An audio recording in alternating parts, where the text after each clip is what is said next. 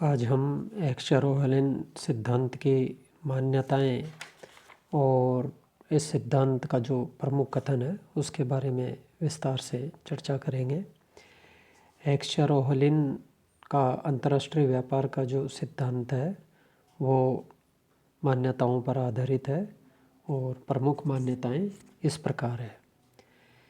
व्यापार के दोहरे मॉडल को प्रयुक्त किया जाता है जिसमें दो देश, दो वस्तुएं और दो उत्पत्ति के साधन। उत्पत्ति के साधन जैसे भूमि, श्रम, पूंजी, प्रबंध और साहस होते हैं। तो इस सिद्धांत की मान्यता के अंतर्गत दो उत्पत्ति के साधन अर्थात श्रम और पूंजी है। दोनों देशों की वस्तु व साधन की बाजारों में पूर्ण प्रतियोगिता विद्यमान है। प्रत्येक देश में उत्पत्ति के साधन पूर्ण रूप से गतिशील है, किंतु दोनों देशों के बीच उत्पत्ति के साधनों में गतिशीलता का अभाव है। नेक्स्ट, दोनों देशों में उत्पत्ति के साधनों के अनुपात सापेक्षिक पूर्ति में भिन्नता है, अर्थात परिमाणात्मक दृष्टि से दोनों देशों में साधन भिन्न भिन्न है, किंतु गुणात्मक रूप से प्रत्येक साधन में दोनों देशों में समरूपता है।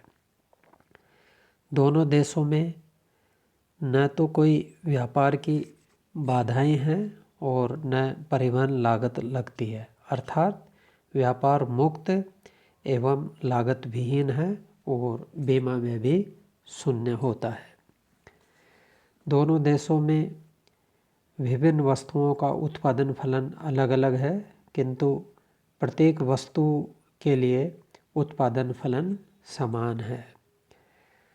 प्रत्येक देश में उत्पत्ति समता नियम के अंतर्गत उत्पादन होता है, अर्थात जैसे उत्पत्ति वृद्धि नियम, उत्पत्ति नाश नियम और उत्पत्ति समता नियम है। तो यह नियम केवल उत्पत्ति समता नियम पर आधारित है। उत्पत्ति के दोनों साधनों में दोनों देशों में पूर्ण रोजगार प्राप्त है। दोनों देशों में उपभोक्ताओं का पसंदगी अधिमान तथा मांग फलन समान है। प्रत्येक देश में साधनों की मात्रा, मांग की दशाएं तथा उत्पादन की भौतिक दशाएं स्थिर है। इन मान्यताओं के अलावा एक्स-रो-हेलेन का जो सिद्धांत है विभिन्न वस्तुओं के लिए उत्पादन फलन इस प्रकार है कि साधनों की तीव्रता इंटेंसिटी ऑफ फैक्टर्स के द्वारा पृथक किया जा सकता है। प्रत्येक वस्तु के उत्पादन के लिए साधनों की मात्रात्मक आवश्यकता का पता लगाया जा सकता है, अर्थात यह जाना जा सकता है कि अमुक वस्तु के उत्पादन में कितनी पूंजी लगेगी और कितना श्रम।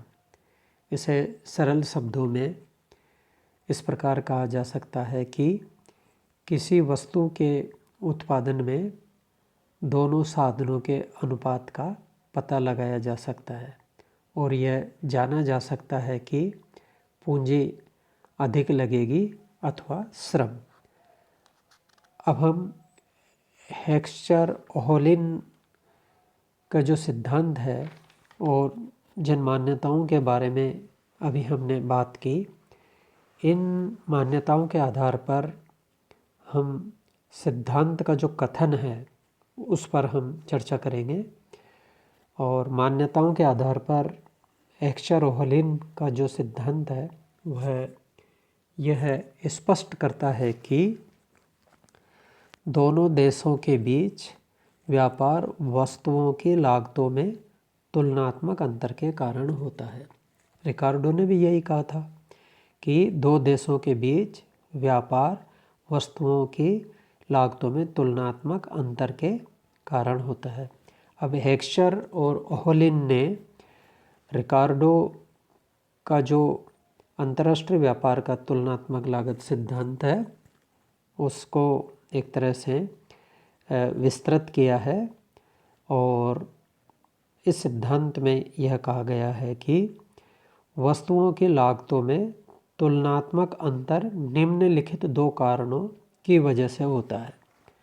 प्रथम, उत्पत्ति के साधनों की सापेक्षिक कीमतों में अंतर होता है और विभिन्न वस्तुओं के उत्पादन में उत्पत्ति के साधनों की आवश्यकता अथवा मात्रा में सापेक्षिक भिन्नता होती है।